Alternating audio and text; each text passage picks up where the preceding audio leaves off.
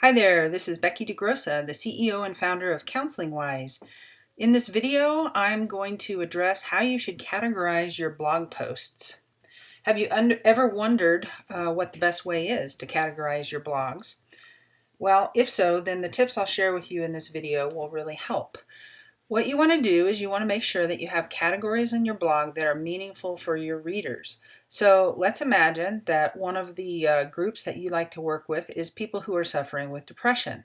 So if that's the case, then on your website, you want to have a blog category for depression. And when people come to your site and they get to your blog, they can click that category in your blog, and that will take them to a page where they'll be able to see all the blog posts that have to do with depression on your website, and they can navigate through those and read any that call to them.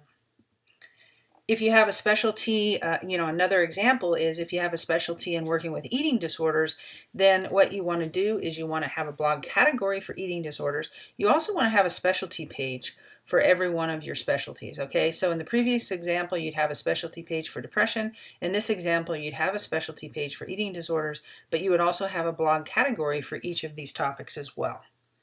Here's an example of an eating disorder page. Now the sample on the left is actually the beginning of a specialty page. So it says eating disorder treatment at the top, and then this whole page here is going to be optimized around eating disorders and address that topic.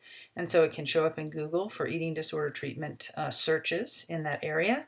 And then this therapist also has a category, eating disorder treatment.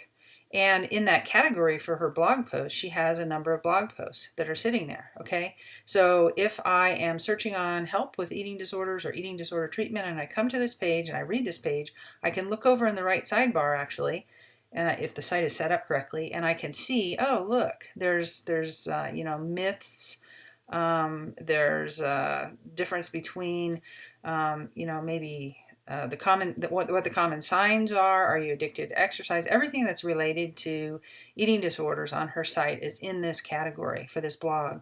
So the person can click on one of these and then they can just keep going and they can look at all the eating disorder blog posts and get everything they need. They don't have to hunt around on the site to find information that's of interest to them. It's very easy to find with this kind of a setup.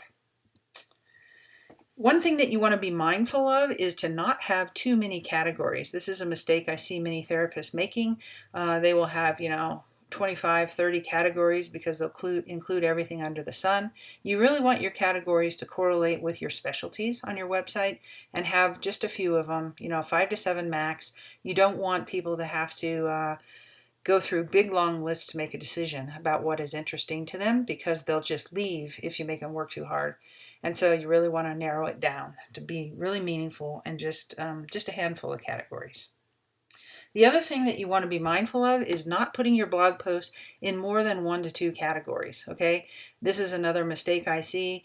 People will put the same blog post in, 10 different categories. They'll have categories for mindfulness and depression treatment and bipolar and feeling down and mental health and counseling and stuff like that. They're all too vague. It's just a mess for people to navigate something like that. So go ahead and write a blog, and then just categorize it in 1 to 2 max categories, and that'll make it much easier for people to navigate your site. If you found that this video was helpful in addressing categorization of blogs on your site, then you might also be interested in our free report, 7 Creative Ideas for Getting Blog Post Topics. So feel free to go to our website, counseling-wise.com/blogging-topics, and download that free report. Take care. Bye-bye.